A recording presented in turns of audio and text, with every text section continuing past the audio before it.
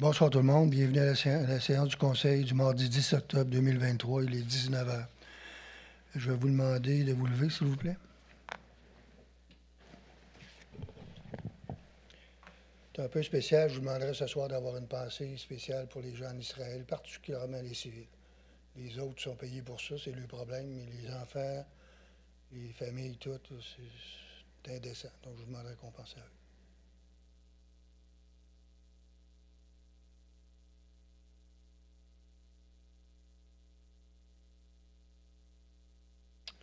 Merci beaucoup.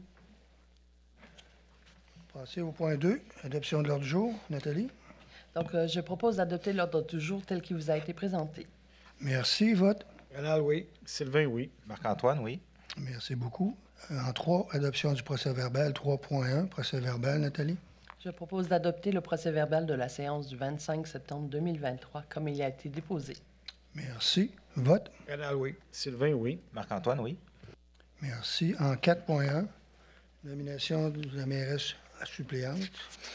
C'est moi qui le fais. Trouver mon papier. Faut bien aller. Et voilà. Donc, attendu que l'article 56 de la loi sur les cités et villes stipule que le Conseil désigne, pour la période qu'il détermine, un conseiller comme maire suppléant. Je propose que ce conseil nomme Mme Josée Lampron, conseillère du district numéro 5, pour agir à titre de mairesse suppléante pour une période de 5 mois, débutant le 15 octobre 2023 pour se terminer le 14 mars 2024. Proposé. Rénal, oui. Sylvain, oui. Nathalie, Marc-Antoine, oui. Nathalie, oui. Merci. 4.2, une embauche, Marc-Antoine? Oui, alors l'autorisation d'embauche, opérateur de machinerie lourde et ouvrier de voirie. Entendu la nécessité pour la Ville d'embaucher un opérateur de machinerie lourde et ouvrier de voirie à la division transport du service des travaux publics. Entendu qu'un processus d'embauche a été tenu. Entendu que la personne embauchée par la résolution numéro 356-2023 ne répond pas aux exigences du poste d'opérateur de machinerie lourde et ouvrier de voirie. Entendu la recommandation de M. Steve Lamondon, contremaître transport. Pardon. Entendu le rapport de M. Martin Carreau, directeur des services techniques et directeur général adjoint, en date du 28 septembre 2023. Je propose d'autoriser l'embauche de M. Thierry Lauron au poste régulier d'opérateur de machinerie lourde et ouvrier de voirie à l'échelon 5 de la grille salariale en vigueur pour ce poste. L'employé est assujetti à une période d'essai de 6 mois. Merci. Vote? Rénal, oui. Sylvain, oui. Nathalie, oui. Merci. 4.3, nomination. Marc-Antoine? Oui, alors d'un contremaître aqueduc et égout par intérim. Entendu que le contremaître aqueduc et égout s'est absenté du travail pour des raisons médicales.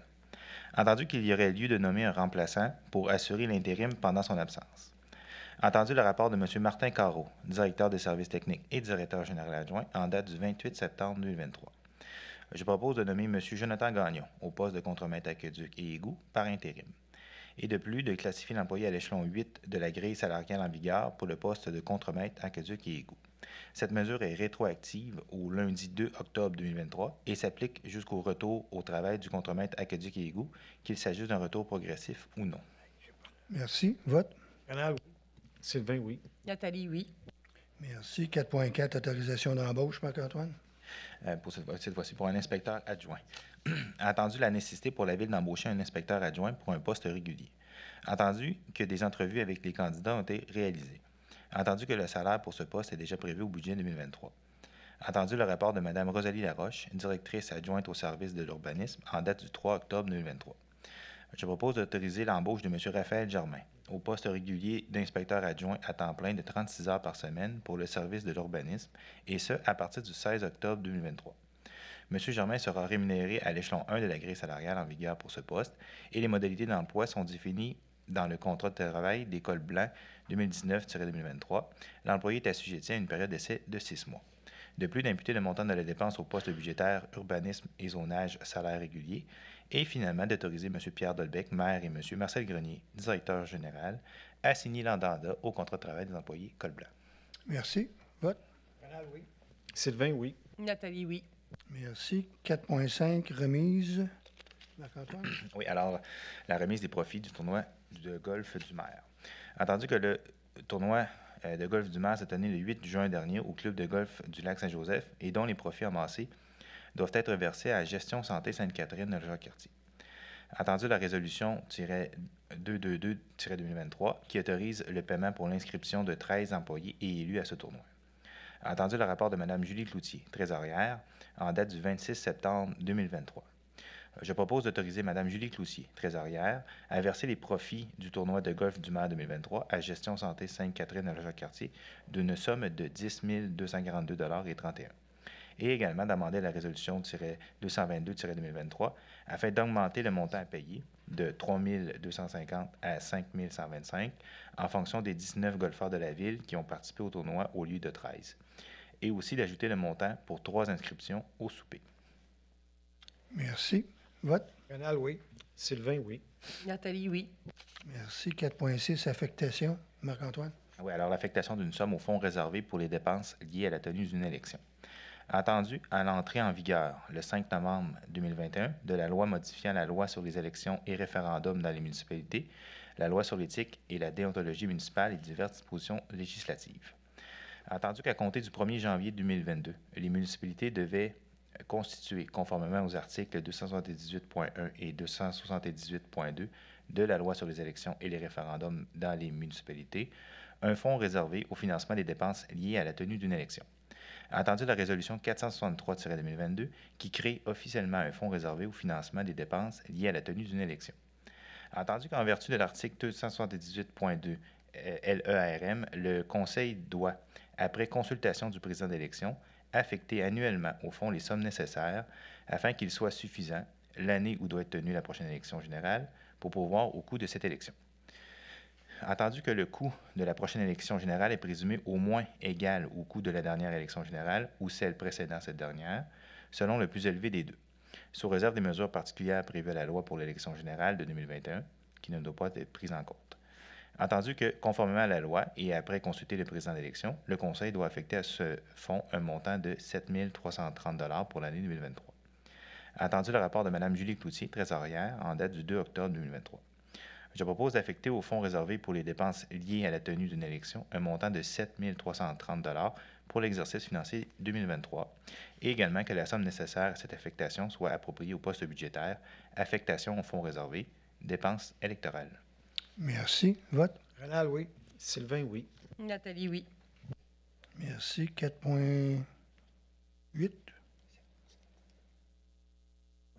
4.7, versement, Nathalie.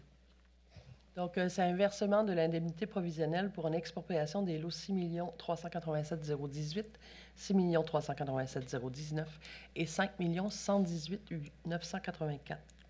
Attendu que les 3 avis d'expropriation ont été signifiés à STA Immobilier Incorporé le 31 août 2023 pour l'acquisition des lots 6 387 018, 6 387 019 et 5 118 984 par la Ville de Sainte-Catherine de la Jacques-Cartier, pour compléter le montage du terrain requis pour la construction d'une école secondaire, suivant la demande du Centre de services scolaires de la capitale.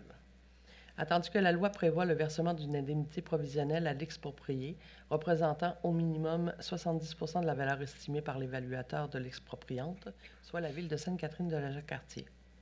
Attendu le rapport de M. Marcel Grenier, directeur général en date du 5 octobre 2023, je propose d'autoriser M. Marcel Grenier, directeur général, à verser à STA Immobilier, par le biais de la firme Lavry Avocat, la somme de 1 465 280 $ à titre d'indemnité provisionnelle pour l'expropriation des lots 6 387 018, 6 387 019 et 5 118 984,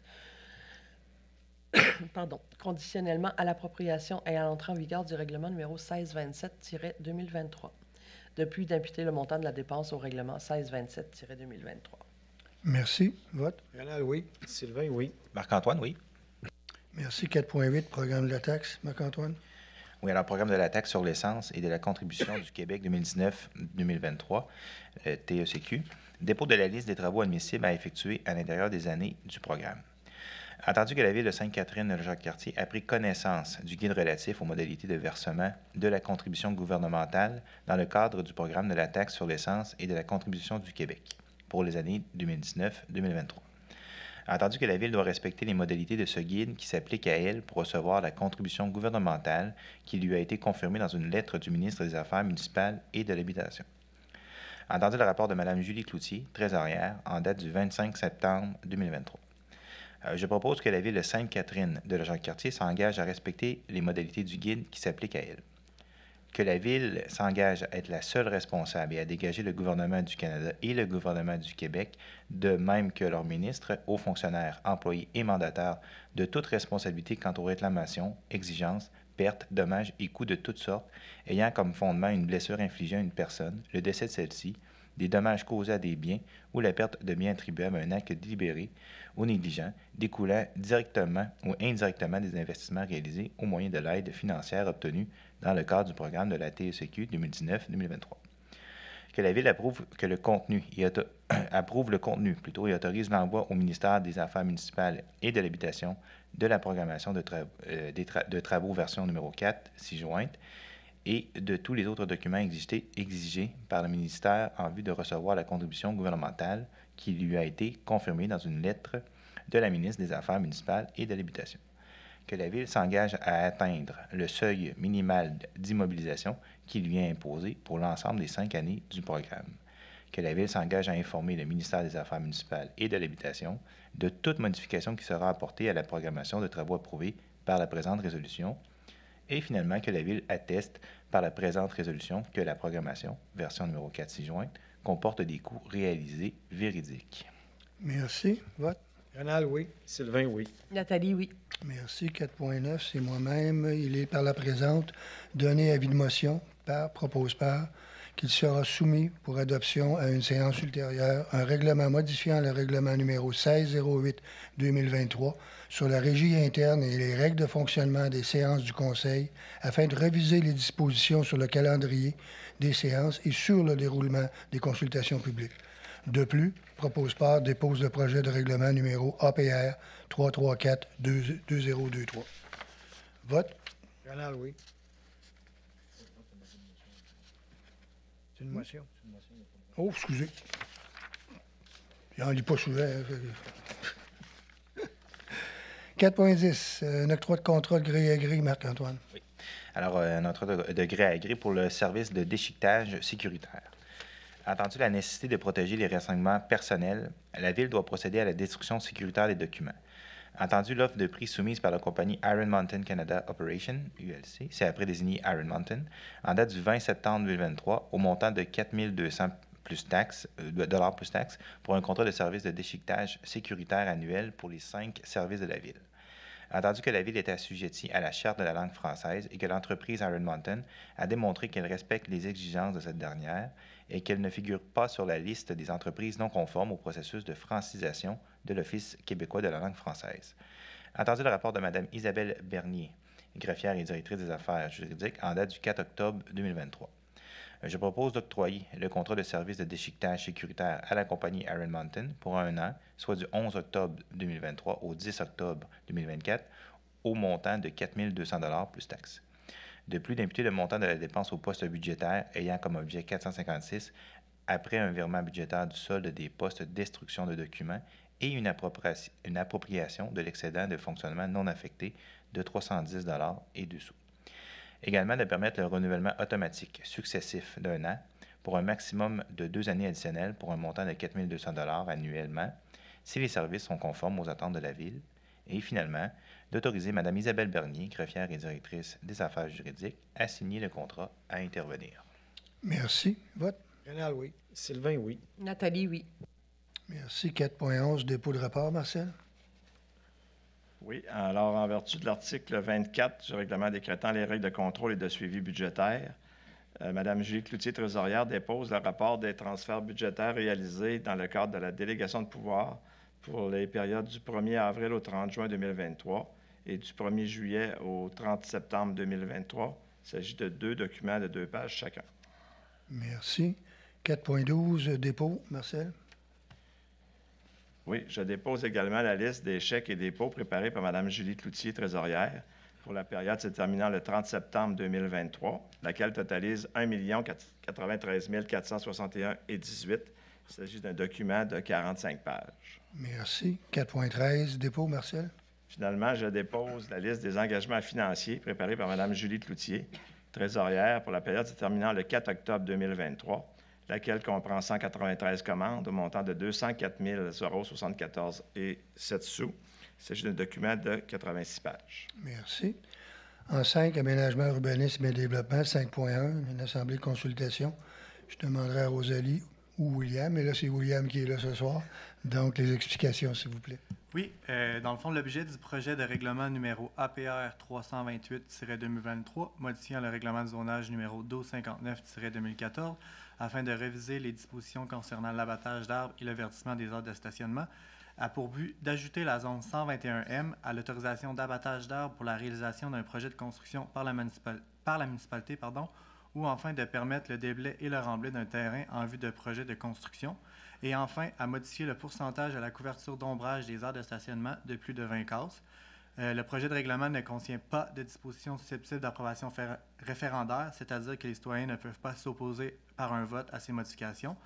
L'article 2 du projet de règlement concerne les zones 121M, 82C, 84C, 81C, 36I, 155I et 83I, alors que l'article 3 concerne l'ensemble de la ville. Merci. Nous allons passer à la période des questions ou commentaires, s'il vous plaît. La personne ou les personnes qui vont le faire, je vous demanderai de vous présenter au micro et de vous nommer.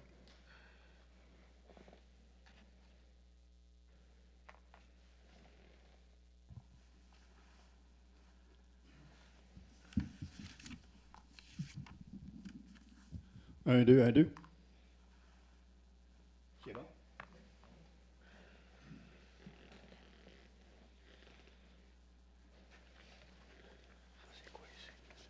Bonsoir, M. le maire. Bonsoir, Madame et Messieurs les conseillers. Alors, comme il s'agit d'une reprise de consultation, parce que pour les fins du procès-verbal puis de la suite du dossier, je pense que ce serait bon que ce soit mentionné dans le procès-verbal que c'est une reprise de consultation. Alors,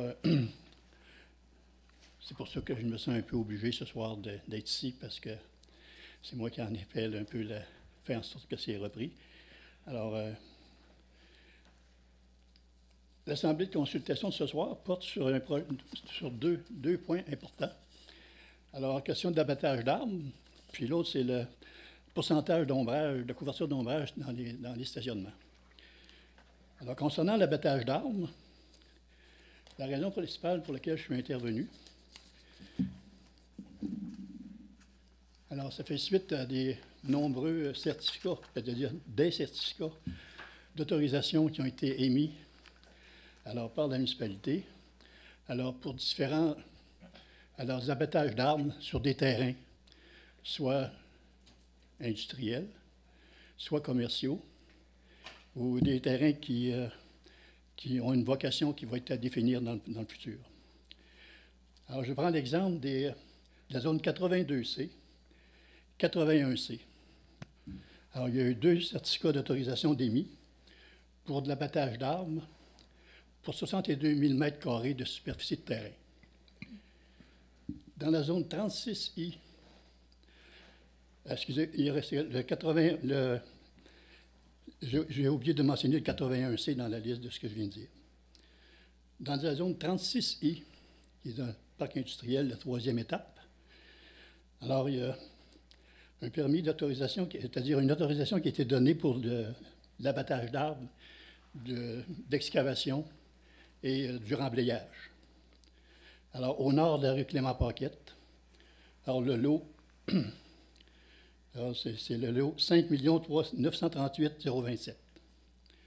Toujours dans 36I, au nord de Clément-Paquette, alors, 36I, excusez, c'est le lot 6 265 620.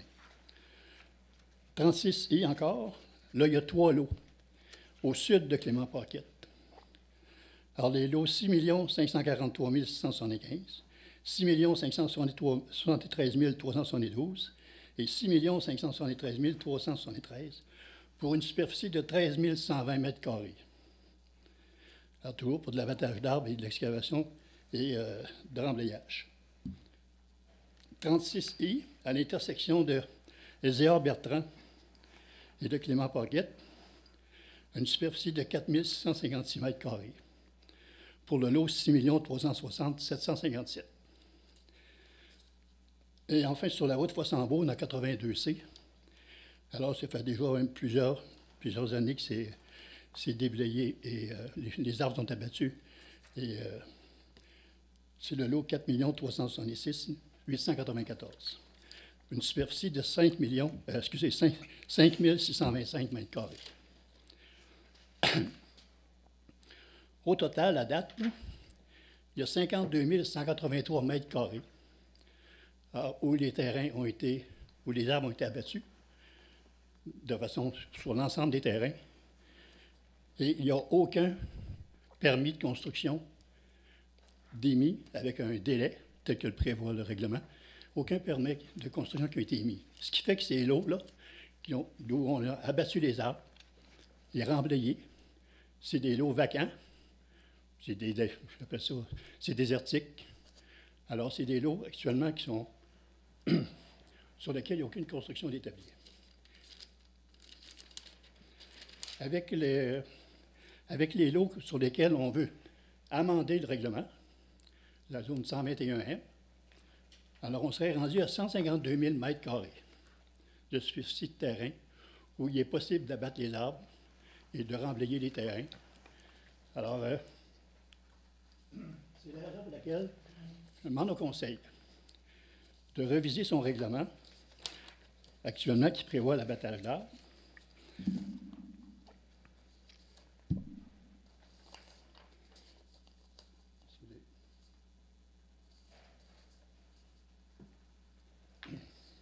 Pour faire en sorte d'ajouter au deuxième alinéa de l'article 10.2.3.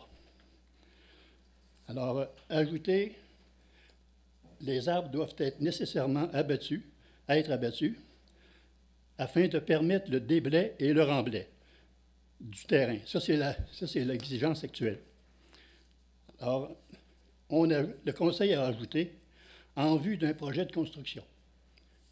Alors, ce n'est pas une garantie que la construction va se faire dans des délais normaux. N'importe qui peut arriver et se dire, moi, j'ai l'intention de déblayer mon terrain parce que j'ai un projet de construction. Alors, il n'y a pas de permis d'émis, mais on lui permet de déblayer son terrain, de le remblayer, d'abattre les arbres. Alors, on permet d'abattre les arbres sous prétexte ou pour la raison qu'on veut remblayer et déblayer le terrain.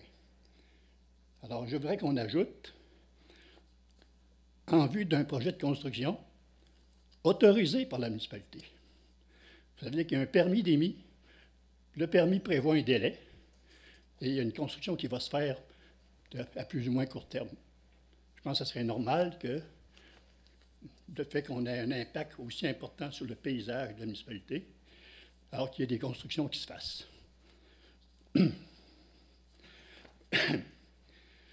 Dans la loi actuelle, dans le règlement actuel, ceux qui ont des permis d'abattage d'arbres et d'excavation et de remblayage des terrains, il y a une exigence que ça doit être soumis au PIA.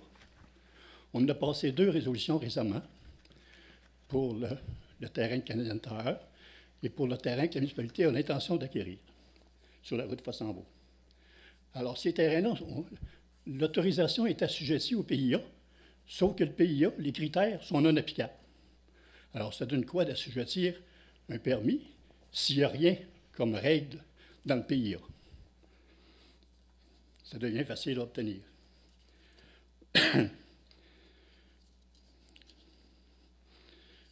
Alors, il y a aussi la possibilité, vu qu'il y a un permis de construction d'émis, et vu que c'est assujetti au PIA, la municipalité a la possibilité d'exiger une garantie financière. C'est prévu au PIA. Alors, il s'agirait que la municipalité l'applique dans ces cas-là, alors pour s'assurer que le terrain qu'on rend vacant, où il n'y a plus d'arbres, c'est remblayé, c'est déblayé et remblayé. Alors, pour leur donner pour que les gens voient qu'il y a quelque chose qui va se faire. Alors, c'est à peu près, M. le maire, ce que j'avais à dire concernant l'abattage d'arbres. Parfait. Fait que le conseil prend note de vos commentaires. Alors, concernant le deuxième point du projet de règlement, qui est la couverture d'ombrage.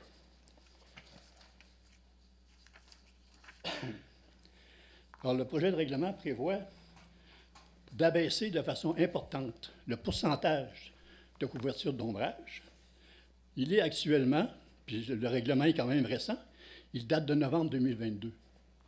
Alors, où la municipalité a, dans son projet de règlement, prévu du verdissement des stationnements, soit des commerces ou des édifices à logement, alors de 4 logements et plus.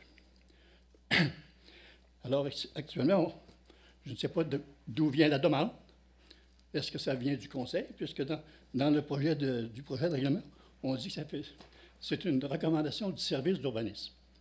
Alors, le service d'urbanisme, il n'a pas dû rêver à ça là, par lui-même. Il a dû avoir une demande. Est-ce que la demande vient d'un groupe de commerce? Est-ce qu'elle vient d'entrepreneurs en particulier? Pour baisser de 40 à 15 la couverture d'ombrage. Alors, c'est très important. Et puis, la moyenne des réglementations municipales en matière de stationnement puis de couverture d'ombrage, c'est 40 Parce que Sainte-Catherine va aller moindre dans ses exigences par rapport aux couvertures d'ombrage que la moyenne des municipalités. Alors, je vous invite à prendre connaissance d'un site, le site Arbour Québec, qui présente le rôle de l'arbre sur l'équilibre urbain. Alors, je vous cite quelques avantages ou quelques rôles importants. L'arbre producteur d'oxygène et de source de vie. L'arbre purificateur d'air. L'arbre synonyme de diversité biologique. L'arbre et la lutte contre l'érosion des sols. L'arbre améliore la qualité de l'air et la qualité de l'eau. L'arbre est la régularisation des écarts de température. L'arbre contre les îlots de chaleur. L'arbre protège contre les pluies. L'arbre et les brise-vents. L'arbre a un attrait pour la faune. L'arbre protège contre le bruit. L'arbre et la qualité de vie. Et sans oublier toutes les fonctions sociales, esthétiques et économiques des arbres. Alors, je pense que la municipalité qui dit souvent dans les discours, dans les textes, que Sainte-Catherine, ville de la nature, alors je ne vois pas pourquoi on accepterait d'aller à 15 de couverture d'ombrage. Alors, moi, je propose que ça demeure à 40 Sinon, bien, il faudrait être au niveau du croquis. Il faudrait vraiment respecter la proposition qu'on fait. Le croquis qui est à l'article 4, c'est 17.3 du règlement d'urbanisme. On parle de couverture d'ombrage pour une aire de stationnement de 20 cases et plus. Alors que le tableau, on parle dans le tableau là, concernant les obligations des différents groupes de stationnement. Pour une case à 6 cases, ce n'est pas obligatoire. Pour 6 cases à 20 cases, ce n'est pas obligatoire. 20 cases et plus, c'est là que c'est obligatoire d'avoir un pourcentage de... Là, on propose 15 Il faudrait ajuster le croquis, l'illustration. L'illustration qui est là représente un croquis. On illustre 40 d'ombrage, couverture d'ombrage. Et là, on propose 15 Il faudrait que le croquis ou l'illustration représente 15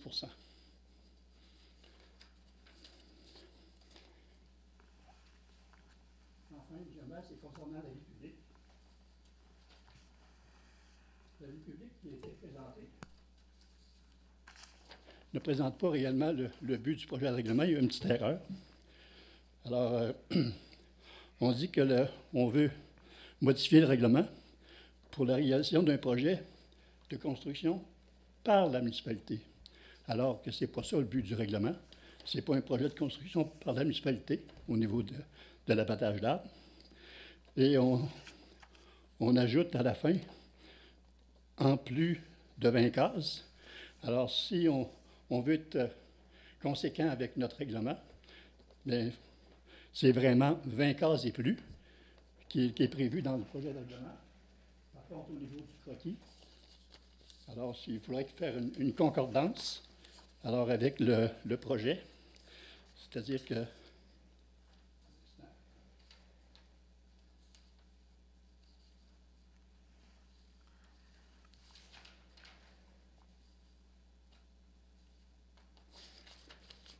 alors, sur le croquis de 17.3, alors on identifie bien dans le titre. Alors, le croquis, ça se rapporte au projet de stationnement de 20 cases et plus. Alors, donc c'est vraiment l'illustration. Tandis que dans les tableaux, le dernier, on indique que c'est plus de 20 cases dans le tableau qui est dans le règlement. On indique plus de 20 cases, alors que dans le projet, le croquis porte sur 20 cases et plus. Donc, les 20 cases sont inclus dans l'obligation d'un pourcentage.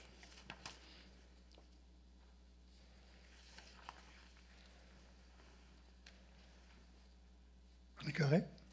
Je vous remercie de m'avoir entendu, M. le maire. Pas de problème. Donc, le conseil va prendre note de vos interventions. Procédure. Isabelle? Oui, donc, en fait, c'est une assemblée de consultation. Donc, on a entendu les personnes s'exprimer.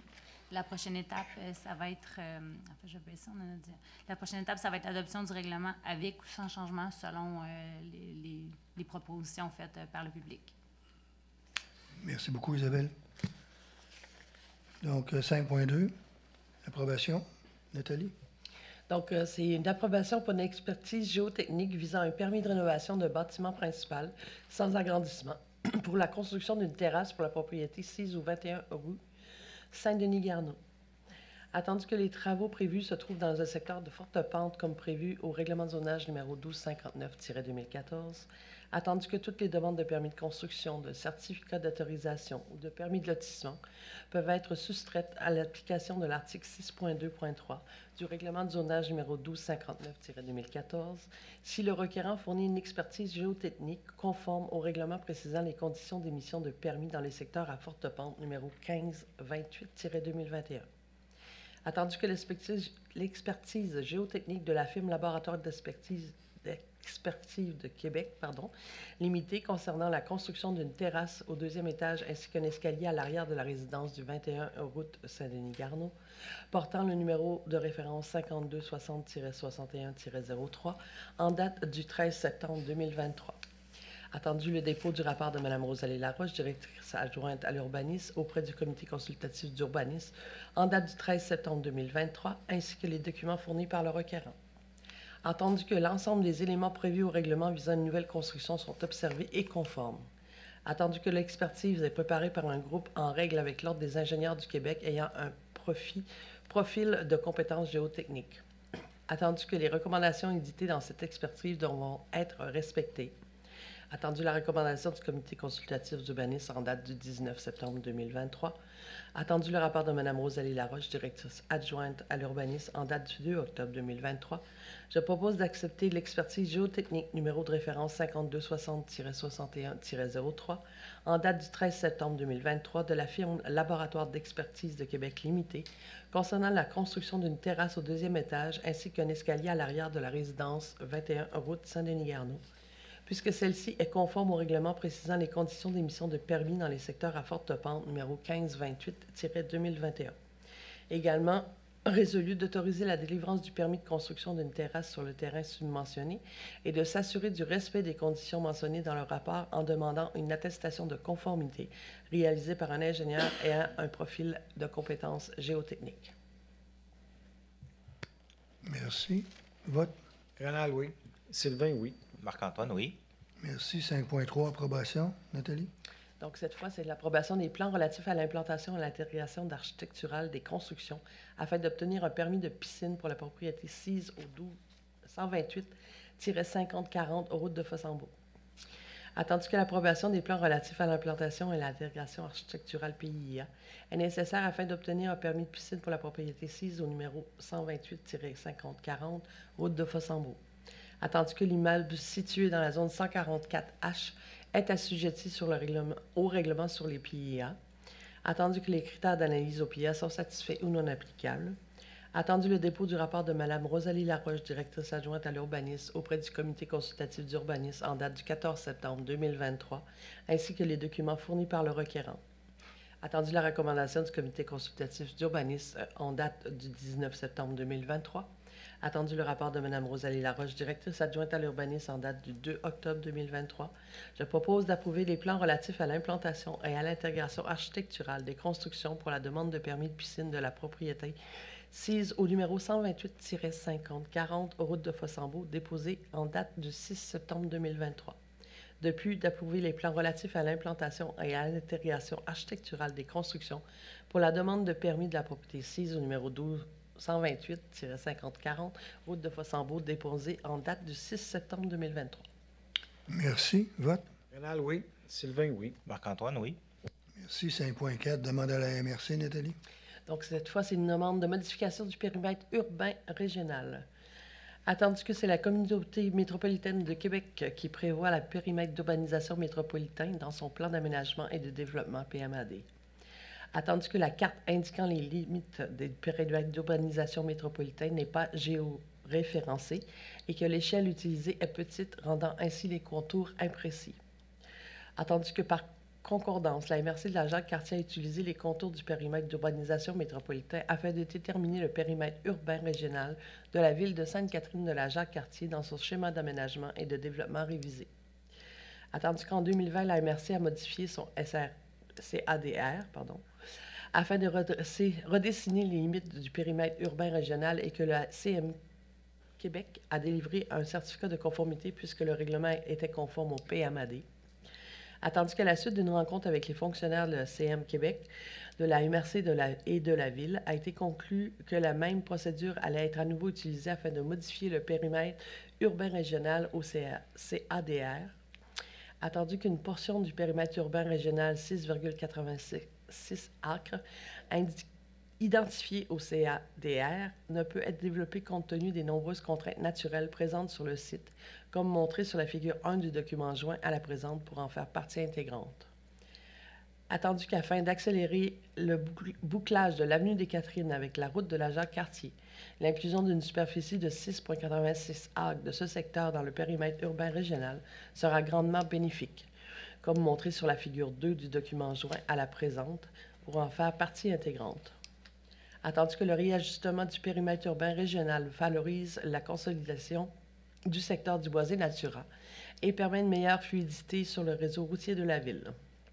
Attendu que la superficie du périmètre urbain régional demeure inchangée et que sont seulement les limites qui sont modifiées.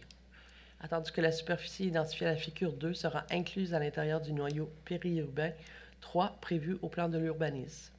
Attendu que les logements qui sont construits à cet endroit seront plus facilement accessibles au transport actif et seront davantage près des services comparativement à la superficie indiquée sur la figure 1. Attendu que le nombre de logements potentiels ne sera pas augmenté. Attendu que le document argumentaire qui appuie notre demande joint à la présente pour en faire partie intégrante. Attendu le rapport de Mme Rosalie Laroche, directrice adjointe à l'urbanisme en date du 2 octobre 2023, je propose de demander à la MRC de la Jacques-Cartier d'entreprendre une modification au schéma d'aménagement et de développement révisé afin de modifier les limites du périmètre urbain régional en permettant une superficie de 6,86 acres. Merci. Dans les autres points, un arrière de l'autre, le HA, c'est effectivement pour hectare. Donc, vote. Rénal, oui. Sylvain, oui. Marc-Antoine, oui. Merci. 5.5, autorisation de passage, Sylvain. Ah, c'est toi qui l'as hérité. Oui, c'est une demande de nouveau tracé du club de motoneige de la Jacques-Cartier. Attendu la demande déposée par le club de motoneige de la Jacques-Cartier concernant le nouveau tracé du sentier de motoneige qui traverse un terrain appartenant à la ville de Sainte-Catherine de la Jacques-Cartier. Entendu qu'une servitude est établie sur une partie du lot 6 164 031, dont la CBJC est gestionnaire pour un suivi annuel de celle-ci du ministère de l'Environnement, de la lutte contre les changements climatiques, de la faune et des parcs, dans le but de s'assurer que le milieu humide est conservé et continue de remplir ses fonctions écologiques. Attendu que la Ville de Sainte-Catherine de la Jacques-Cartier est toujours en attente d'une réponse de la CBJC à ce sujet, à savoir si la servitude est respectée. Attendu que les délais sont courts pour réaliser le sentier de motoneige avant la prochaine saison. Attendu le rapport de Mme Rosalie Laroche, directrice adjointe à l'urbanisme en date du 4 octobre 2023. Je propose d'autoriser le passage du sentier de motoneige sur le lot 6 164 031 à condition que l'acte de servitude inscrite sur ce lot soit respecté. Merci. Vote. Rénal, oui. Marc-Antoine, oui. Nathalie, oui. Merci. 6, on s'en va en hygiène du milieu. 6.1, adoption du règlement. Sylvain? Résumé, Isabelle. Oui, donc en fait, c'est le règlement numéro 1630-2023 décrétant une dépense et un emprunt de 84 000 pour la préparation des plans et devis afin d'effectuer le déplacement de la conduite d'aqueduc attachée au pont de la rivière Ontardier.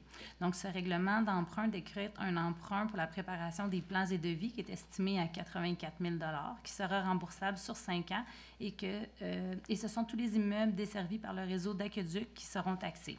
Il n'y a eu aucune modification qui a été effectuée entre le projet déposé et le règlement qui est soumis pour adoption ce soir. Merci. 6.1, Sylvain?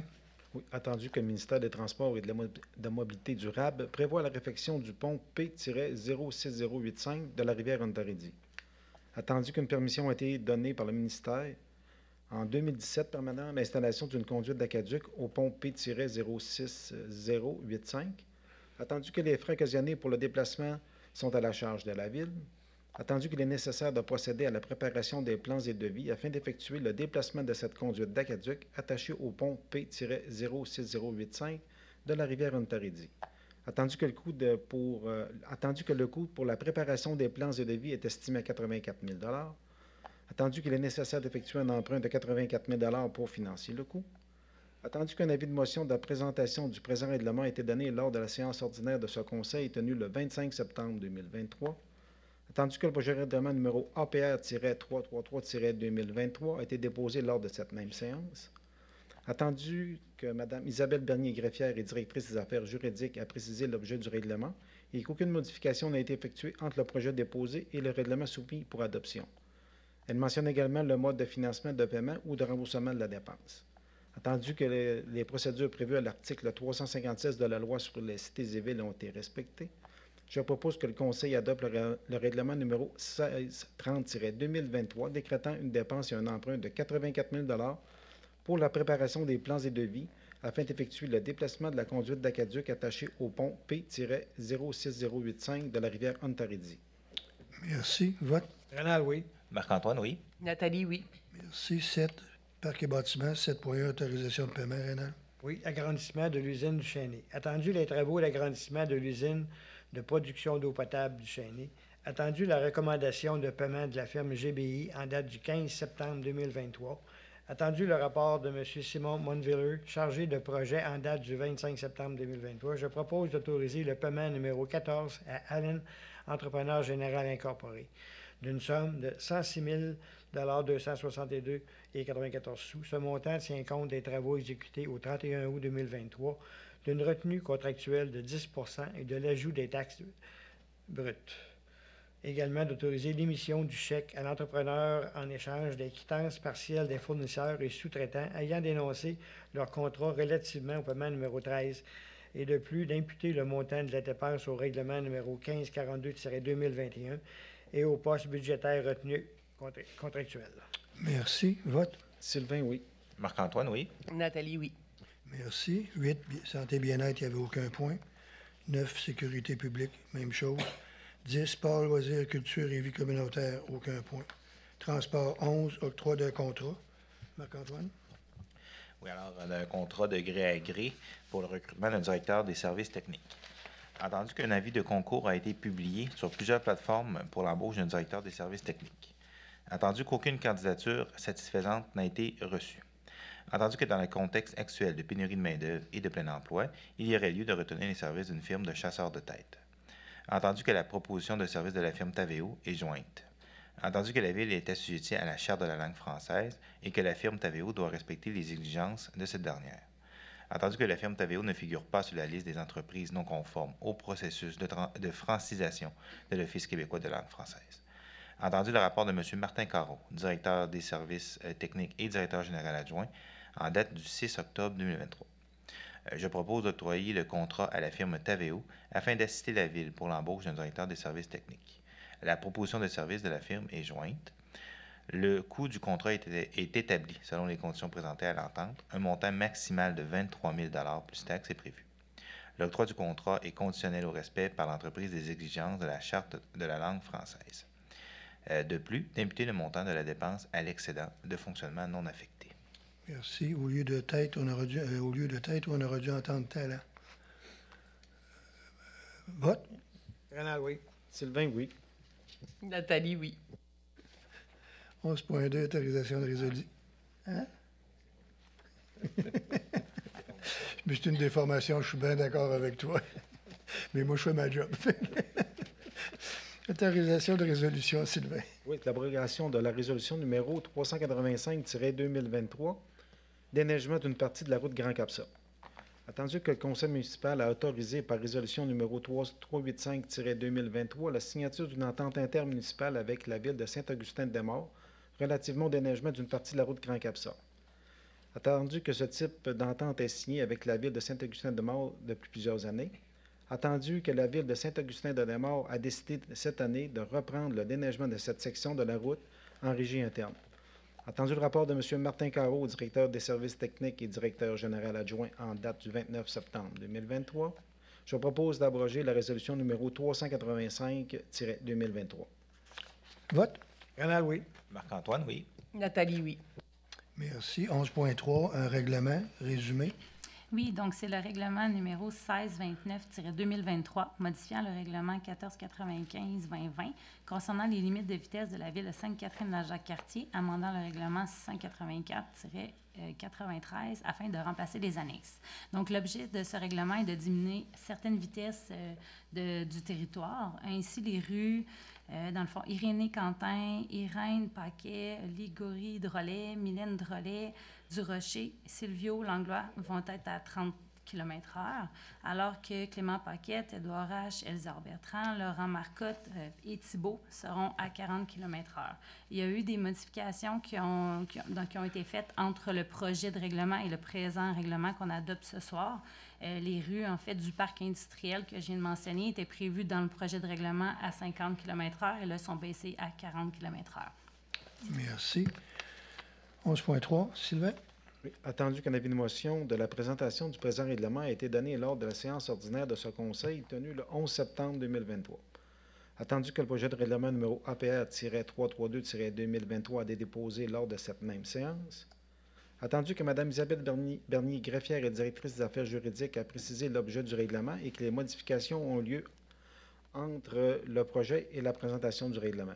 Attendu que les procédures prévues à l'article 356 de la Loi sur les cités et villes ont été respectées, je propose que ce Conseil adopte le règlement numéro 1629-2023, modifiant le règlement numéro 1495-2020, concernant la limite des vitesses de la ville de Sainte-Catherine-de-la-Jacques-Cartier et amendant le règlement numéro 684-93 afin de remplacer les annexes. Merci. Vote.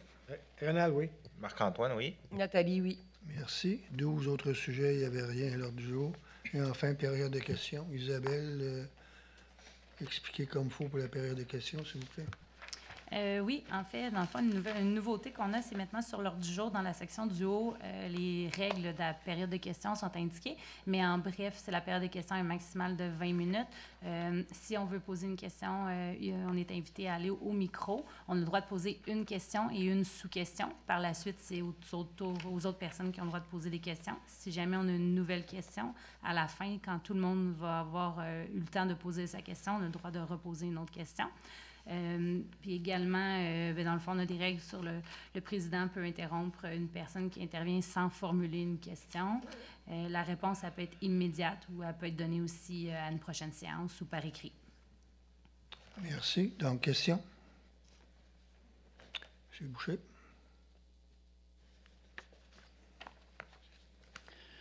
Est-ce qu'il y a des développements, M. le maire, concernant la résidence pour personnes âgées sur l'avenue des Catherines? Non, on est encore en train de travailler le dossier. Le problème qu'on a eu, c'est qu'il y a eu un changement de loi. Oui, de loi pour les RPA 50 et plus et 50 et moins. On a entendu parler de 2 projets qui étaient excessivement bien, un qui est dans la Beauce, puis l'autre qui est sur la Rive-Sud aussi. On est allé les voir. On a eu le rapport de Pascal aujourd'hui à la réunion des directeurs. Là, on va rencontrer le promoteur avec nous autres pour voir lequel des 2 projets semble plus adéquat pour Sainte-Catherine. Puis après, on va rencontrer les personnes des Angers pour leur faire part du projet qui semblerait retenu pour voir si ça leur convient. Puis naturellement, voir ceux qui vont intéresser au tout afin de procéder en bonne et due forme après. Par contre, on a fait des grands pas. La fameuse clause qui nous a bloqués pendant je ne sais pas combien de temps, on s'est entendu avec les personnes qu'il n'y a pas de problème, ils la lèvent. Donc, on va être capable de s'amuser à faire un RPA, mais si nécessaire, des personnes de 55 ans et plus. Donc, ça a bien avancé. C'était long. Je vous le cache pas. Naturellement, à le dos large, mais dans ce cas-là, c'est vrai. C'est quand même 2 ans passés avec la pandémie où on n'a pas pu faire grand-chose. Il y a eu un changement de loi juste quand on commençait à essayer de voir d'autres choses. Puis les 2 sujets sont réellement, en tout cas, au niveau de la gestion, c'est soit une OBNL, puis l'autre, c'est une coopérative. Fait que les 2 ont le pour et les contre. Il s'agit de balancer tout simplement exactement. Mais ça avance quand même assez bien, là. Je pense qu'on va commencer à tomber sur la voie rapide, là. Question, M. le maire? Oui. Est-ce que la municipalité va être appelée à subventionner avec la nouvelle loi? Que ce soit avant la nouvelle loi ou après la nouvelle loi, on aurait été appelé à subventionner. On en est conscient. Puis on avait un projet qui semblait sérieux, puis on avait déjà avancé dans le fait que oui, la Ville est totalement ouverte à aider que le projet se fasse. Merci. Merci beaucoup. Donc, pas d'autres questions. Je procéderai à la période de clôture, s'il vous plaît. Nathalie? Pardon. Donc, je propose la clôture de la séance du mardi 10 octobre 2023. Il est 19h52. Merci. Vote? Renard, oui. Sylvain, oui. Marc-Antoine, oui. Merci beaucoup. Je ferai remarquer que je batte pour 1000 au moment qu'on se parle dans la question des quais. Donc, sur ça, je vous souhaite une excellente soirée. Profitez-en bien et merci beaucoup.